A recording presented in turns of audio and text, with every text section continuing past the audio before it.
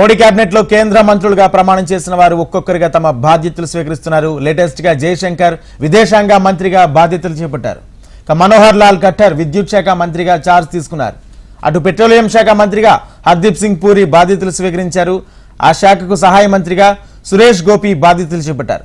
అటవీ పర్యావరణ శాఖ సహాయ మంత్రిగా భూపేంద్ర యాదవ్ బాధ్యతలు స్వీకరించారు.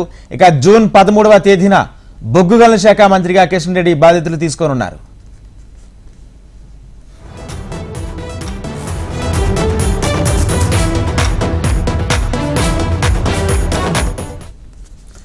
మోడీ కేబినెట్ లో కేంద్ర మంత్రులుగా ప్రమాణం చేసిన వారు ఒక్కొక్కరిగా తమ బాధ్యతలు స్వీకరిస్తున్నారు. లేటెస్ట్ గా జయశంకర్ విదేశాంగ శాఖ మంత్రిగా బాధ్యతలు చేపట్టారు. మనోహర్ లాల్ ఖట్టర్ విద్యుత్ శాఖ మంత్రిగా, అటు పెట్రోలియం శాఖ మంత్రిగా హర్దీప్ సింగ్ పూరి బాధ్యతలు స్వీకరించారు. ఆ శాఖకు సహాయ మంత్రిగా సురేష్ గోపి బాధ్యతలు చేపట్టారు.